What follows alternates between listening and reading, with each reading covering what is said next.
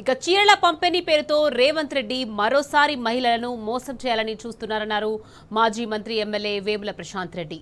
ఒక చేత్తో చీరను తీసుకుని మరో చేత్తో మహిళలకు ఇస్తానన్న 2,500 ఇవ్వాలని నిలదీయాలన్నారు. రెండేళ్లకు మొత్తంగా 60,000 రూపాయలు ఇవ్వాలని అడగాలని సూచించారు. ఆసరా పెన్షన్ 2,000 నుంచి 4,000 చేస్తానని చెప్పి చేయలేదన్నారు. ఆ డబ్బులు రెండేళ్లకు 48,000 ఇవ్వాలని నాయకులను ప్రశ్నించాలని నిజామాబాద్ ఆడబిడ్డలకు కోరారు. ఇక రెండేళ్లుగా బతుకమ్మ పండుగకు ఇవ్వాల్సిన చీరలు ఇవ్వకుండా ఇప్పుడు సర్పంచ్ ఎన్నికలు వస్తున్నాయని చీరల పంపిణీ మొదలుపెట్టారని విమర్శలు గుప్పించారు.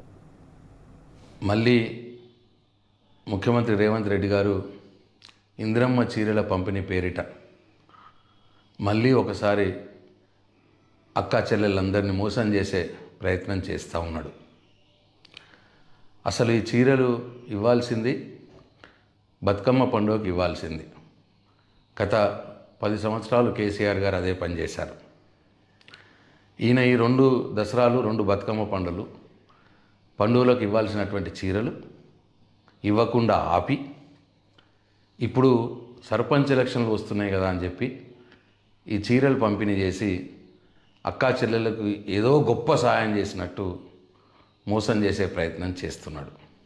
ఈ చీరలు పంపిణీ పేరు మీద మా అక్కా చెల్లెలకు రావాల్సినటువంటి ప్రతి నెల 2,500 రూపాయలు ఏదైతే ఆయన ఎన్నికలప్పుడు చెప్పిండో ప్రతి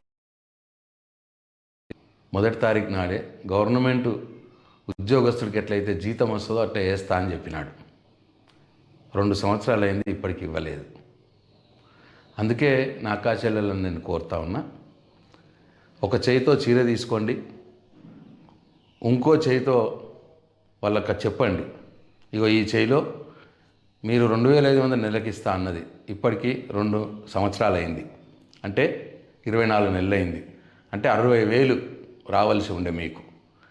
ఒక చేయిలో చీర పెట్టండి, ఒక చేయిలో మీరు ఇవ్వాల్సినటువంటి 2,500 ప్రతి నెలది 2 సంవత్సరాలకు మొత్తం 60,000 ఇవ్వండి అని మీకు చీరలు పంచడానికి వచ్చిన వాళ్ళని అడగండి అని చెప్పి మీ అందరికి నేను విజ్ఞప్తి చేస్తూ ఉన్నాను. మేము మోసపోము.